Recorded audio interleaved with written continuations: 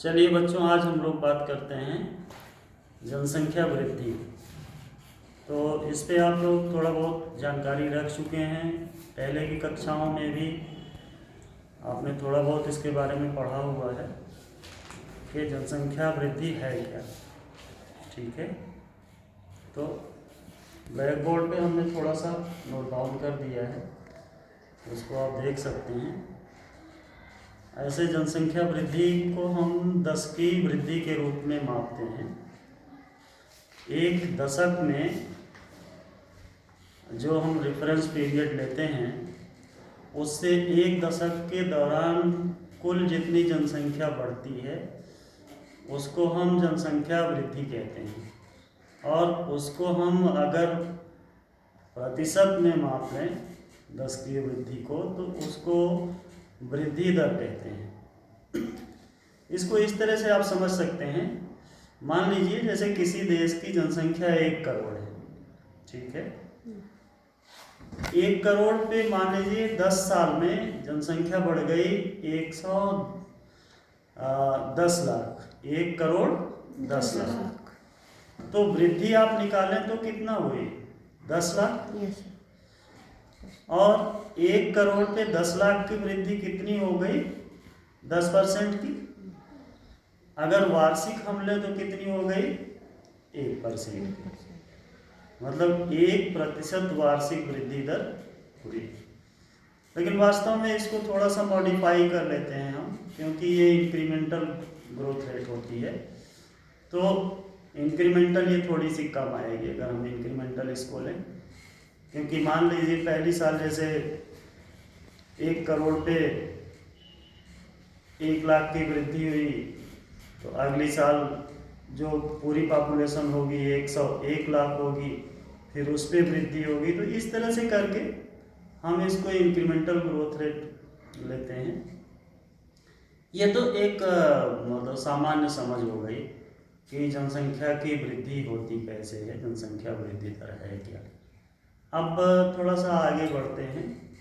तो जनसंख्या एक जैविक कारक है, अजैविक कारक नहीं है ना। हम सभी मतलब यहाँ जनसंख्या का मतलब मानवीय जनसंख्या से है। जब सेंसस की बात होती है तो सेंसस का मतलब है कि जो जनसंख्या की गणना की जाती है कि कितने लोग हमारे जो है पिछले आधार वर्ष की तुलना में और जुड़ गए हैं। तो जनसंख्या की जो वृद्धि है वो बेस ईयर से ली जाती है, और मोस्टली इसको लगभग सभी ज़्यादा देशों में जहाँ भी ये गणना होती है वहाँ इसको एक दशक के संदर्भ काल के लिए लेते हैं। तो भारत में इस तरह की जनगणना लॉर्ड रिपन के समय में व्यवस्थित रूप से शुरू हुई, और अभी तक हर 10 साल पे होती रही है। लेकिन कोरोना की वजह से 2021 वाली जो जनगणना थी वो नहीं हो पाई। आप जानते हैं कि वो कोरोना का हाई टाइम था, बहुत पीक पीरियड था, तो इसलिए वो अभी थोड़ा सा डिफर्ड है, अभी रुका हुआ है।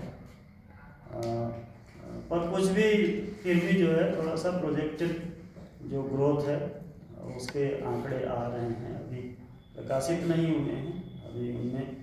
लेकिन एक अनुमान है कि 130 करोड़ के ऊपर भारत की जनसंख्या पहुंच चुकी है। खैर वो तो मतलब एक अलग प्रसंग हो गया।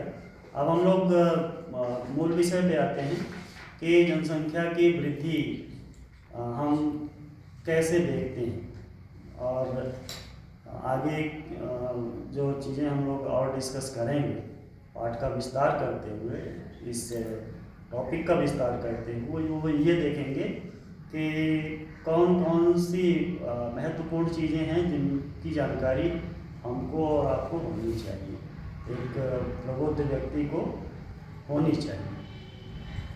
विषय का विशेषज्ञ हो चाहे विषय का विशेषज्ञ ना हो, तब भी देख रहे हैं आजकल जनसंख्या के लिए जागरूकता अभियान चलाया जा रहा है। क्योंकि जो भी टारगेटेड ग्रुप है वो क्लासरूम स्टूडेंट नहीं है, वो टीचर नहीं है, वो मेंटर नहीं है, वो बहुत लर्नेड व्यक्ति नहीं है कि है नहीं, वो हमारे आपके बीच से तो नहीं है ना। तो इसलिए ये एक ऐसा टॉपिक है जिसकी सामान्य समझ और इसका आउटकम क्या होता है, ये सबको लगभग इसकी जागरूकता होनी चाहिए। इसलिए और भी ये टॉपिक पर्टिनेंट हो जाता है, और भी इम्पोर्टेंट हो जाता है, और भी रेलेवेंट हो जाता है, और भी प्रासंगिक हो जाता है। तो हम देखते हैं कि जनसंख्या की वृद्धि में, या जनसंख्या की वृद्धि के बजाय हम जनसंख्या परिवर्तन कहें, क्योंकि वृद्धि में सिर्फ बढ़ोतरी आती है, परिवर्तन में जनसंख्या में वृद्धि और जनसंख्या में कमी भी आती है। जनसंख्या में अगर हम पूरे प्लेनेट का लें, अर्थ का, पृथ्वी का लें, तो जनसंख्या में पृथ्वी की जनसंख्या तो बढ़ रही है, लेकिन बहुत से ऐसे देश हैं जिनकी जनसंख्या कम भी हो रही है। वहाँ सरकारें इंसेंटिव दे रही हैं कि लोग जनसंख्या बढ़ाएं। आपको ताजुब होगा, फ्रांस हैं, रूस हैं, यूक्रेन में भी लड़ाई चल रही है। तो ऐसे बहुत सारे देश हैं, यूरोपीय देश, जहाँ जनसंख्या में गिरावट की प्रवृत्ति देखी जा रही है। लोग मतलब कहते हैं कि परिवार बढ़ाने में रुचि नहीं ले रहे हैं, एक नवीन प्रवृत्ति देखी जा रही है। तो ये समाजशास्त्रीय अध्ययन का विषय हो सकता है, हालांकि वो हमारे इस समय के जो हमारा कैनवास है पढ़ाने का, उसमें वो नहीं आता है। तो जनसंख्या बढ़ती कैसे है, या जनसंख्या में परिवर्तन कैसे आता है, इसके लिए 3 कारक जिम्मेदार हैं मुख्य रूप से। और उनमें पहला जन्म दर है। हम सभी जानते हैं कि जितनी भी लिविंग बीइंग हैं, उनका बेसिक कैरेक्टर है रिप्रोडक्शन, अपने आप को मतलब फिर से अपनी संतति को आगे बढ़ाना ना। तो उसमें जो है जन्म दर पहला कारक है। जन्म दर कहते हैं इसको, अशोधित जन्म दर भी कहते हैं। इसको अशोधित जन्म दर को अंग्रेजी में क्रूड बर्थ रेट कहते हैं, जिसका शोधन नहीं किया गया है। तो इसमें प्रति 1000 जीवित लोगों पे जितनी जनसंख्या एक साल में बढ़ जाती है, जितने नए लोगों का जन्म हो जाता है, उसको हम क्या कहते हैं, जन्म दर। जैसे मान लीजिए आपकी टाउनशिप में, आपके मोहल्ले में, आपके गांव में अगर उसकी आबादी 1000 है, एक काल्पनिक आबादी मान लीजिए 1000 है, और 10 बच्चे पैदा हुए। हालांकि मतलब ये आदर्श स्थिति है, भारत में अभी हम उससे ऊपर हैं, इस जन्म दर से हम ऊपर हैं, हम 20 से ऊपर हैं भारत में।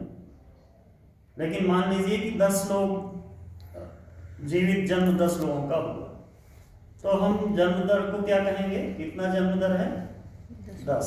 कितना कहेंगे, 10। ये प्रति 1000 ली जाती है। उसी तरह से मृत्यु दर, 1000 जीवित लोगों में एक साल के दौरान कुल जितने लोगों की मृत्यु हो जाती है, उसको हम क्या कहते हैं, मृत्यु दर। मान लीजिए कि कुछ लोग प्राकृतिक मृत्यु हुई 1000 लोगों में, कुछ लोगों की जो है किसी और तरह से बीमारी से, एक्सीडेंटल अनफॉर्चुनेट डेथ। तो इस तरह से कुल मिला के मान लीजिए कि साल में 7 लोग की डेथ हो गई, 7 लोगों की मृत्यु हो गई एक साल के दौरान। तो जन्म दर कितनी रही, 10, और मृत्यु दर कितनी रही, 7।